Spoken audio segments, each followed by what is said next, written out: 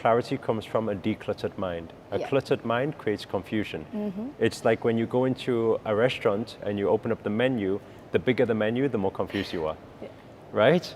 If you go to a restaurant and you're vegan and there's only one vegan option, you know the answer, right? If you have 20 pages of vegan dishes, you don't know the answer, you get confused. So if clarity is the goal, then clearing the mind of thoughts is the goal.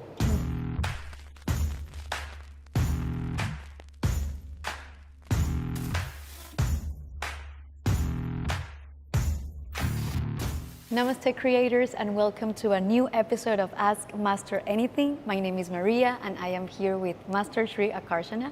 Namaste, Master. Namaste. Thank you so much for being here. And today's question, if you have ever tried to meditate but for some reason you're not there yet, then this episode is for you. Because the question asked by Harsh111 is, I want to ask something about meditation. I want to learn how to meditate properly, but as I meditate by focusing purely on the breath, I am not able to witness the thought properly. So what should I do? Thank you so much, Master. Why is he trying to witness the thought? I guess that's where the thing is, and No, I think okay. So let's talk about meditation. Let's understand the fundamentals first of all. Okay, so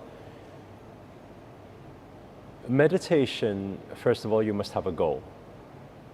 Okay, maybe you speak on behalf of Harsh now. Okay. So, what do you think his goal is? So, or you have no idea as well? No, I believe people would want to meditate to get clarity. Or to get clarity on? On decisions, for example, or what to do with a certain thing, or how to basically... Okay, so where does clarity come from? Clarity comes from a decluttered mind. A cluttered mind creates confusion. It's like when you go into a restaurant and you open up the menu, the bigger the menu, the more confused you are, right? If you go to a restaurant and you're vegan and there's only one vegan option, you know the answer, right? If you have 20 pages of vegan dishes, you don't know the answer, you get confused. So if clarity is the goal, then clearing the mind of thoughts is the goal. We don't need to use the word meditation, it's too complex. People try to understand what meditation is. So how do you clear the mind? If anybody was to sit straight, palms are upwards facing, eyes are closed, in a quiet space, in a peaceful space, and they focus on the sound of the breath. Slow inhale, exhale, slowly, deep.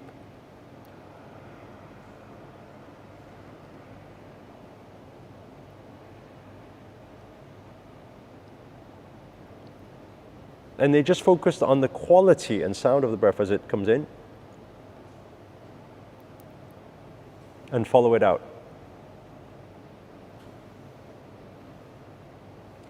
If anybody did that for 5 minutes, open your eyes, come back, realize something. All the clutter in your mind has just suddenly disappeared. You're not observing thoughts.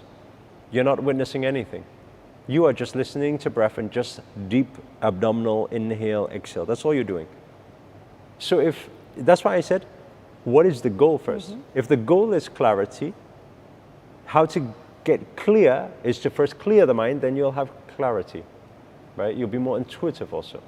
So that is the practice. We don't need to talk about what meditation. And if the goal, for example, was manifestation? Then it's a complete different thing. Yeah. So manifestation, there's so many different levels of it. The normal human levels is still clearing and cleansing. What we just did there is a very important part of manifestation, because we need to clear the mind, to declutter the mind, so that we're not manifesting clutter, and that we can align our frequencies. So that process we just did there will be a beginning process. After we've cleared the mind, now the second practice, we can call these all different meditations, you know. The first meditation we just mentioned is breathwork meditation.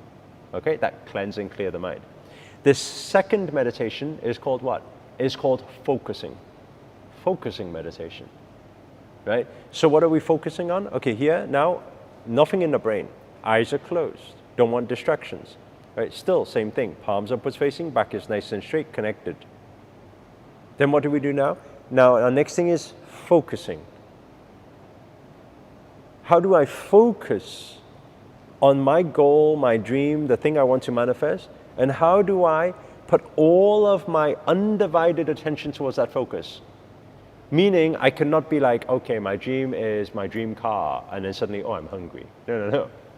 All my focus, right? That is the second practice. The second practice is focusing. Now, to focus, right? That's a different thing, because now we have to have some practices which will increase our focusing power. Some people are not so good at focusing. The moment they sit there, they focus for 2 seconds, suddenly they're somewhere else. Focus for another 3 seconds, they're somewhere else. Yes.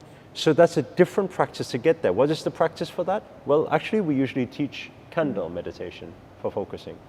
When you focus on the light, it's open eye meditation. Now that's the third meditation now. So it's too many. Open eye candle meditation. We're focusing on the light.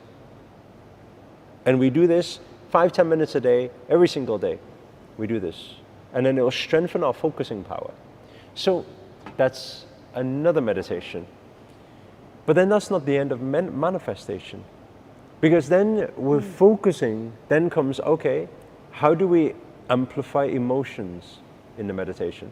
Well, you amplify emotions when you see it. When you see it, you feel it. So what does that mean? The next thing is visualization meditation. So that's our third one, visualization meditation. When you visualization meditation, what do you want to do? Well, it's not just focus on that's my goal, that's my goal. No, I need to see it. I need to see it as if it's happening right now. It's very clear. But then rises the third problem.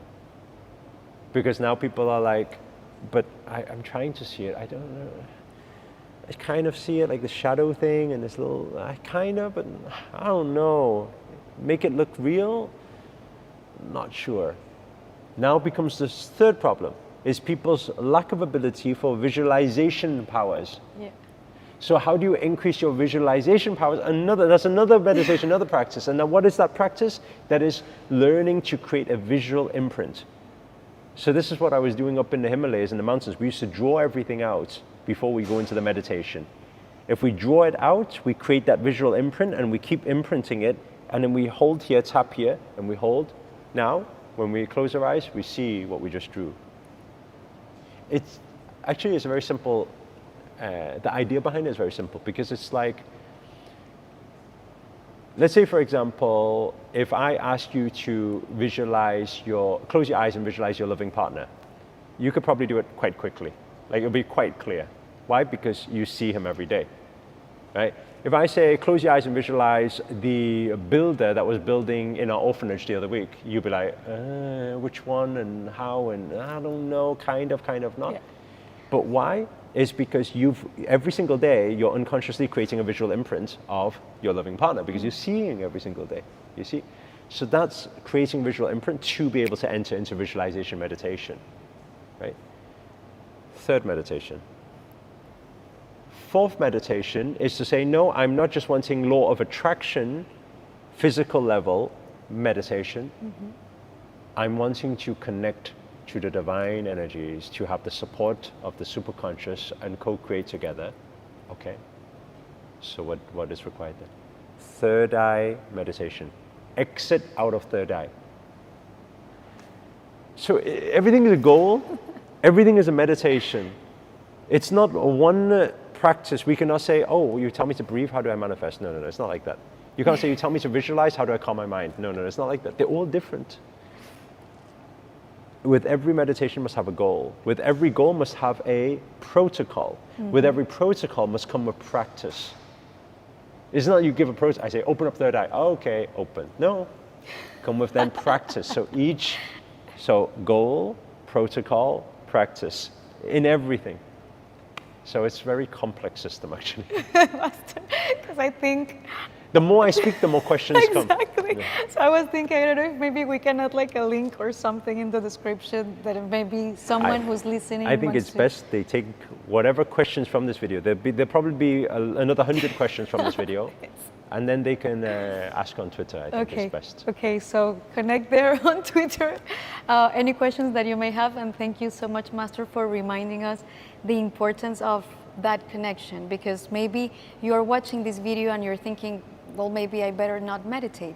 But how powerful it is that through meditation you can achieve so many more things in so much less time, that then you find yourself being 100% more efficient just by meditating. So thank you so much, Master, for that.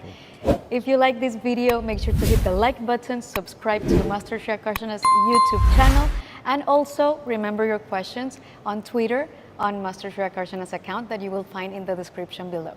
Thank you again, Master. Namaste. Namaste.